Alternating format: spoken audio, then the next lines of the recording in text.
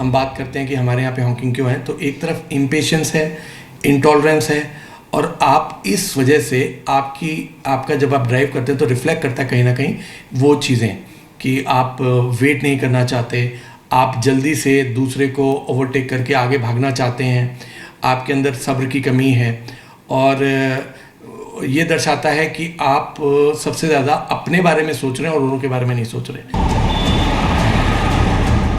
अगर आप भी सड़क पर बिना वजह हॉर्न बजाने के आदी हैं, तो ये सारे लक्षण इस बात का सबूत हैं कि आप भी इमोशनल अत्याचार के लिए हॉर्न को हथियार बना रहे हैं। WHO के नियमों के मुताबिक दिन के वक्त वाहनों का शोर 55 डेसिबल से ज्यादा नहीं होना चाहिए, जबकि रात के वक्त इसकी सीमा 45 डेसिबल तय की गई है। लेकिन भारत में ज्यादातर वाहन 60 से लेकर 100 डेसिबल तक का शोर मचाते हैं, और इसमें हॉकिंग यानी हॉर्न बजाने की आदत सबसे बड़ा रोल अदा करती है। 360 डिग्री घुमा दीजिए कैमरे को, आपको सिर्फ हॉर्न, गाड़ियां और बिना वजह का शोर सुनाई देगा, जिसके बिना यकीन मानिए इस सड़क पर ट्रैफिक ऐसे ही चलता रहेगा अगर यहाँ हॉर्न नहीं बजा तो भी।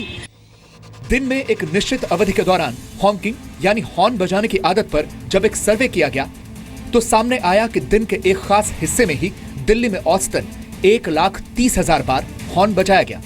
इसी अवधि में मुंबई में 2 लाख बार हॉर्न बजाया गया। इसी तरह कोलकाता में 1,07,000 बार और चेन्नई में करीब 90,000 बार हॉर्न बजाया गया। इतना है तो क्या करें, जब कोई नहीं हटता तो हॉर्न तो मजबूरी में बजाना पड़ता है ना। कोई असर नहीं हुआ है अभी तक, अनदेखा करते हैं ज्यादातर लोग। अनदेखा करते जी, अब बोर्ड लेके सामने खड़े होने के बावजूद भी इनका हॉर्न वैसा ही रहता है जैसा हमेशा से रह रहा है। दिशा निर्देशों का पालन कितना हो रहा है ये शोर आपको बता रहा है, इन बोर्ड्स पर कितना अमल किया जा रहा है ये भी आपको समझ में आ रहा होगा। बस एक चीज़ जो समझ में नहीं आ रही वो ये है कि आखिर हंगामा है क्यों बरपा।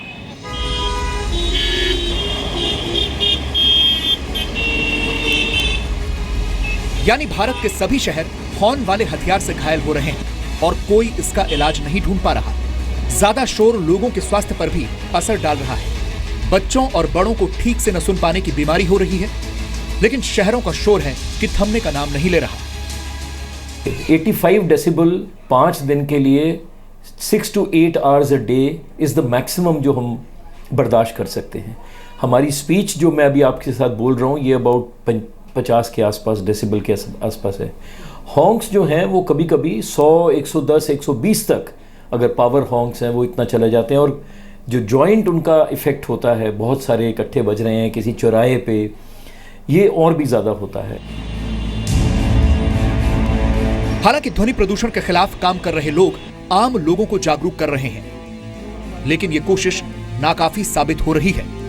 मुंबई में एक ऐसी ही कोशिश के तहत हॉर्न बजाने वालों को नए तरीके से रोकने की कोशिश की गई है। एक काम ऐसे करेगा कि ये गाड़ी के डैशबोर्ड पे लगा रहेगा और इस पे जो इंडिकेटर्स है वो आपको बताएंगे कि हॉर्न का आपका कितना यूसेज अब तक बाकी है और कितना आपने कंज्यूम किया है। तो ये स्क्रैच कार्ड है, इस पर से आपको जैसे कि पीयूसी का लेते या टेलीफोन का लेते वैसा टाइम लेना है, और वो टाइम इसमें स्टोर होगा, और जितना हॉर्न बजेगा उतना वो टाइम कम हो जाता जाएगा। कम होने के बाद रिचार्ज नाउ ये जब बटन आएगा तब आपको जाना है जहाँ ये रिचार्ज हो सकता है, जैसे पेट्रोल पंप या किसी एस्टेब्लिशमेंट के पास, या तो टेलीफोन पे रिचार्ज करना है जैसा हम टेलीफोन करते हैं। पहले 3 घंटे जो है गाड़ी नहीं ली या मीटर लगाया तो उसका वापर फ्री है, यूसेज फ्री है 3 घंटों का, तो कितना भी चल सकता है। 3 घंटे यानी बहुत समय हो गया, उसके बाद आपको पैसे भरने हैं। भारत में साइलेंट जोन्स में हॉर्न बजाने पर पूरी तरह से पाबंदी है, लेकिन वाहन चालक ऐसे इलाकों से भी हॉर्न बजाकर फौरन निकल जाते हैं। क्योंकि जो हॉर्न है वो एक्चुअली इमरजेंसी के लिए बना है। मान लो आपकी गाड़ी में कोई पेशेंट है और उसको इमरजेंसी आपको हॉस्पिटल ले जाना है, इसलिए हॉर्न बना था। लेकिन हमारी कंट्री में इतने हॉर्न बजते हैं कि आप सड़क पे चल नहीं सकते हैं, मरीज अस्पतालों में आराम नहीं कर सकते, बच्चे स्कूलों में पढ़ नहीं सकते। तो मैं इतना हैरान होता हूँ कि आप लो हॉर्न साइन को कैसे प्रमोट कर सकते हैं एक सभ्य समाज के अंदर। तो ये बड़ी चिंता का विषय है। रिक्वेस्ट की जाती है हॉर्न दीजिए। ये हैरानी की बात है। हॉर्न प्लीज साइन को बिल्कुल प्रमोट नहीं करना चाहिए, उल्टा लिखना चाहिए डू नॉट हॉर्न, हॉर्न नहीं बजाना चाहिए। ट्रकों और बसों में लगे प्रेशर हॉर्न्स के साथ साथ आम वाहन चालक भी शोर मचाने वाले हॉर्न लगाने से बाज नहीं आते। दरअसल ये सब सड़क पर अपना रौब झाड़ने का तरीका है और इस सोच ने शहरों को शोर में डुबो दिया है।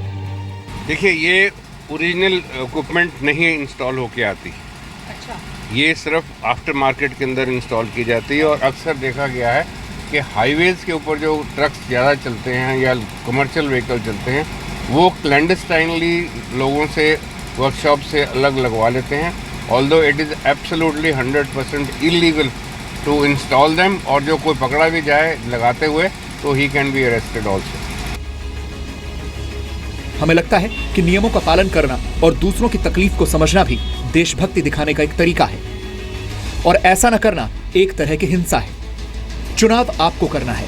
आप शोर मचाकर अपने ही देशवासियों को परेशान करना चाहते हैं या फिर जरूरत पड़ने पर ही हॉर्न का इस्तेमाल करने की शपथ खाकर ध्वनि प्रदूषण को कम करने में अपना योगदान देना चाहते हैं। दिल्ली से पूजा मक्कड़ और मुंबई से अंकुर त्यागी के साथ ब्यूरो रिपोर्ट, जी मीडिया। आज से 119 वर्ष पहले सन 1897 में भारत की सड़कों पर पहली बार कोई कार दौड़ी थी और अब 2016 में भारत में वाहनों की संख्या करीब 22 करोड़ के आसपास है और लगभग हर वाहन में हॉर्न का इस्तेमाल होता है। लेकिन आपको जानकर हैरानी होगी कि इतने वर्षों में भी भारत में हॉकिंग को लेकर सख्त कानून नहीं बनाए गए, जबकि दुनिया भर में हॉर्न से होने वाली परेशानियों को काफी पहले ही समझ लिया गया था और इसे रोकने के लिए सख्त कानून भी बना दिए गए थे। 1930 में लंदन और पेरिस में रात के वक्त के हॉर्न बजाने को पूरी तरह से प्रतिबंधित कर दिया गया था। 1935 में न्यूयॉर्क, स्टॉकहोम और वियना जैसे शहरों में भी हॉकिंग को सीमित करने की कोशिशें शुरू हो गई थी। 1936 में जर्मनी में बिना वजह हॉर्न बजाने वाले ड्राइवर्स की कार पर पीले रंग से निशान बना दिया जाता था। 2007 में शंघाई के डाउनटाउन में हॉकिंग को प्रतिबंधित कर दिया गया था। इजिप्ट की राजधानी कायरो को दुनिया की हॉकिंग कैपिटल कहा जाता है, यानी कायरो में सबसे ज्यादा हॉर्न बजाए जाते हैं। आपको यह भी बता दें कि 2008 में ऑस्ट्रेलिया में नॉइज कैमरास लगाने की शुरुआत हुई थी। इन कैमरों के जरिए ज्यादा हॉर्न बजाने वाले वाहनों को पकड़ा जाता था। दक्षिण अमेरिकी देश पेरू में वर्ष 2009 से ही गैर जरूरी हॉकिंग पर रोक लगा दी गई थी और नियमों का उल्लंघन करने वालों की कार्स जब्त कर ली जाती थी। न्यूयॉर्क में भी बिना वजह से हॉर्न बजाने पर ड्राइवर को $350 यानी करीब 23,000 रुपए का जुर्माना भरना पड़ता है। इसी तरह इंग्लैंड में हॉर्न बजाने से जुड़े कानूनों को न मानने पर 30 ब्रिटिश पाउंड यानी करीब 3,000 रुपए के जुर्माने का प्रावधान है। दुबई में भी साइलेंट जोन्स में हॉकिंग करने पर करीब 2,000 रुपए का जुर्माना देना होता है। साथ ही ड्राइवर को 4 ब्लैक पॉइंट्स भी मिलते हैं। इसके बाद ड्राइवर के खाते में ज्यादा ब्लैक पॉइंट्स हो जाने पर ड्राइविंग लाइसेंस रद्द कर दिया जाता है। भारत में गैर जरूरी हॉकिंग को रोकने के लिए सख्त नियमों का अभाव है। ट्रैफिक पुलिस भी अक्सर हॉकिंग से जुड़े नियम तोड़ने वालों को चेतावनी देकर छोड़ देते हैं, जिससे हॉर्न बजाकर शोर मचाने वालों का उत्साह और बढ़ जाता है। हमारा मानना है कि जिस तरह सामाजिक शांति भंग करने वाले असामाजिक तत्वों के खिलाफ सख्त कानूनी कार्रवाई की जाती है, उसी तरह मानसिक शांति भंग करने वालों को भी सबक सिखाया जाना चाहिए।